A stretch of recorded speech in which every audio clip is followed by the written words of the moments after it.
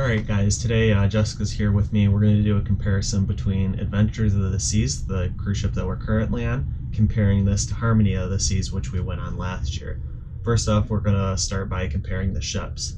Obviously, Harmony of the Seas is a lot bigger ship, and it's a lot newer. So it has a lot of the newer amenities, and there's a lot more room on it.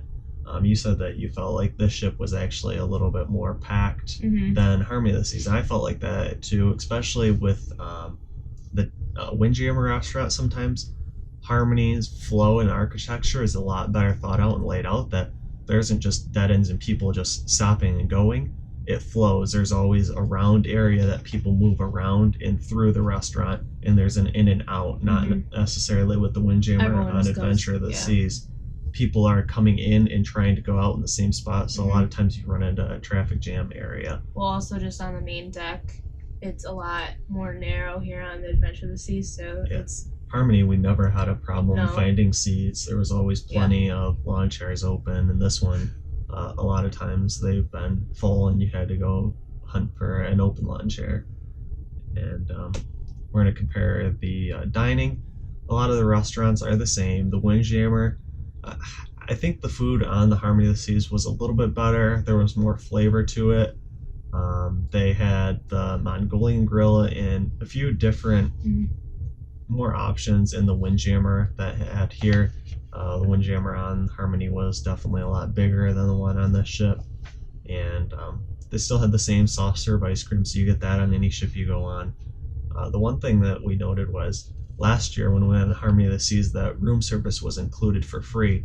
On this Adventures of the Seas, it's either like $7.95 or $9.95 service charge when you order, and you order the same way you can order off the TV. But Harmony of the Seas, we're using that all the time to just order food. So we didn't use it actually on this ship because you had to pay for it. But that might just be like a difference between the years. They might have that on Harmony of the Seas now too. That might have just been because it was Harmony's inaugural season, or maybe it's just across all their ships now that you have to pay. Maybe it was being used too much. The main dining rooms were similar. The Harmony of the Seas was a little bit more modern dining room. This dining room on Adventures of the Seas had a lot more woodwork and more of a classic feel to it. It seemed a little more elegant, I think, on this one. Yeah, it was for sure. If you want to look at the two comparisons, I'll post videos of each of those, kind of comparing the dining rooms. I kind of just like the flow of this one. Like, even though the overall flow of the Harmony is better, the flow in this main dining room, it just seemed easier to get.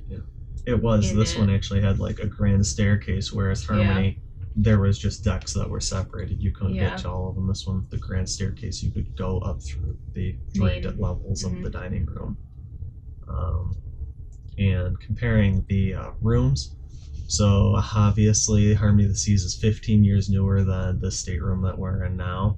We did not get a balcony room. We got the virtual balcony on Harmony of the Seas, which that room was a little bit bigger than here. And of course that's the newer technology, and we did get a lot of use out of a virtual balcony. We wouldn't want to do the pick your stateroom if you wanted to do a balcony on Harmony, because you could be stuck on one of the interior balcony rooms overlooking the Royal Promenade and not get an ocean view. So if you definitely wanted to see the ocean, you would definitely want to pick your room on Harmony of the Seas, whereas Adventures of the Seas, if you're choosing a balcony stateroom, you're going to get an ocean view no matter what room it is. And the room itself, there was a lot more plugs to be able to charge things. In this Adventure of the Seas, there are only 2 US, like American plugs to be able to charge stuff. So it makes things a little bit more complicated when you have multiple electronics trying to switch them out and charge multiple things. Also, just the lighting in here is really strange too. It's very yellow.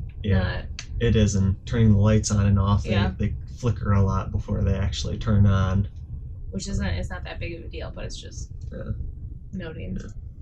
This, I'm guessing they'll probably be updating these staterooms. And just like the carpet and like the curtains and stuff, you can just tell like they're like kind of out of date and stuff, but it's not bad. It's really nice.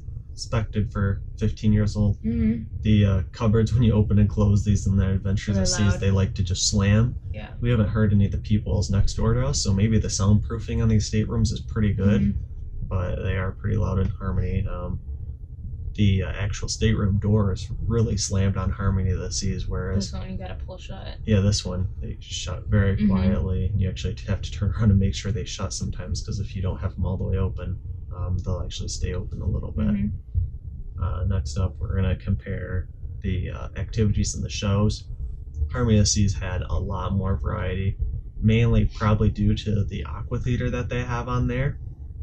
That is, they could do the belly flop contest in that aqua theater, and the aqua show was really good there. Well, and then they had that other show too, like the Big Daddy something. Yep.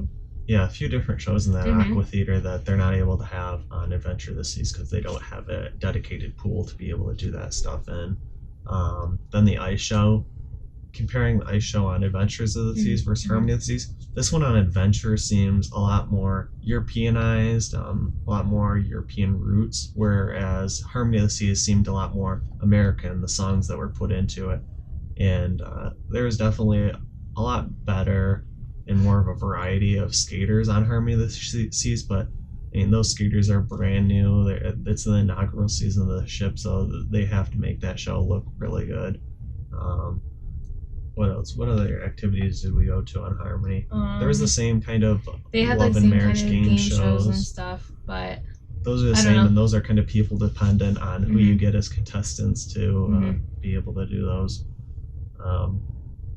The facilities and the pools on Harmony, it's a bigger ship, so there's going to be a lot more of them. I think there was still only 2 hot tubs in Harmony of the Seas up in the solarium.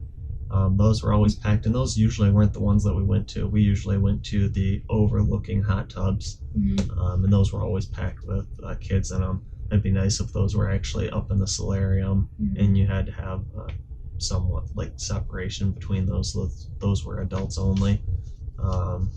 They had the same kind of water park, more slides, rock climbing wall. I mean, Adventure has a rock climbing wall, but everything is just bigger and like they had like the zip. Did you see zip lining?